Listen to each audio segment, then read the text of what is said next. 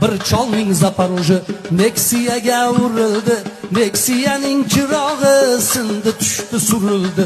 Bo'g'ilib cholga dedi Nexia'ning egasi, bilasizmi qanchaga tushar buning chegasi? Bitta chirog'in o'zi $1000siz bitmaydi. Hatto mashinangizni sotsangiz ham yetmaydi. Eyvoh, nahotki chol dedi bolam to'xta, xudodan ku bo'lsang ko'rsataman bir narsa. Mashinamga o'tirke, qo'ynidan bir xumchani olib shivirladi chol. Bizga ko'k joy damlab kel, hoy jin qani chiqa qol. Xum ichidan jin chiqib choyni qildi muhayyo. Yigit yoqasini ushlab dedi astag'firulloh. U bunday mo'jizani ko'rmagandi hech qachon. Dedi shu xumchangizni menga soting otajon. Chol so'zladi bu xumcha menga qolgan otamdan. Bu esdalik narsani senga qanday sotaman? Yigit cholni avradi, Nexia'ni beraman va ustiga 10 million so'm ham olib kelaman. Bir lahzada xumchaning bozori ketdi qizib.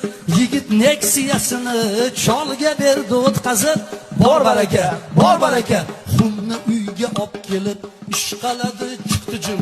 Hamma hayron, jin dedi, nima qilay xo'jayim? Xotinimga, qizimga mashina taqinchoqlar, o'g'illarimga zavod, fabrika, hovli, bog'lar. Menga esa bir yurtning podsholigin bera qol. Menga ne sotganini ko'rib qo'ysin laqmachol. Nexia ham matohmi? Men haydayman samolyot.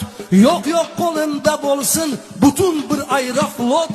Qo'rqib ketib yigitga shoshmang dedi jin. Kimga nima dedingiz tushunmadim xo'jayim.